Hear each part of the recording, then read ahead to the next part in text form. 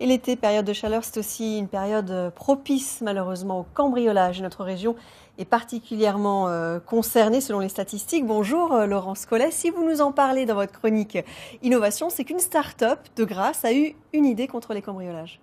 Oui, bonjour Jacqueline. Eh bien, depuis janvier, c'est vrai, dans les Alpes-Maritimes, il y a eu 4500 cambriolages ou tentatives de cambriolage. De façon générale, la région PACA est la plus touchée, devant l'Île-de-France même, particulièrement concernées les maisons. Et l'été, vous l'avez dit, les départs en vacances favorisent les tentatives d'effraction. Face à cela, les propriétaires se défendent, notamment avec des systèmes d'alarme. Mais en face, les malfaiteurs se suréquipent aussi avec ce qu'on appelle des jammers. Vous en voyez un ici. Ce sont des brouilleurs d'ondes électromagnétiques qui neutralisent les alarmes.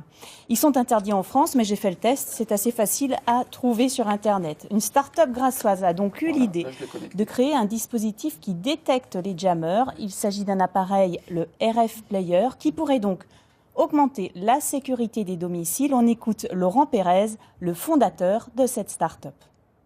Alors, une fois qu'il a détecté le brouillage, à ce moment-là, il va prévenir le propriétaire du logement, soit par SMS, soit par notification, soit éventuellement actionner une sirène qui va permettre d'alerter sur le fait qu'il y a un brouillage d'ondes en cours.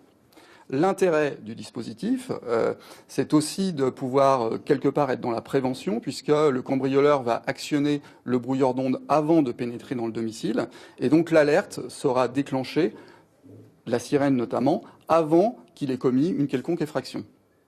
Et Laurence, il n'y a pas que les habitations qui sont concernées. Tout à fait, Jacqueline. Ces fameux jammers qui brouillent les ondes sont aussi utilisés pour voler les véhicules. Ils sont impliqués dans 70% des vols de voitures.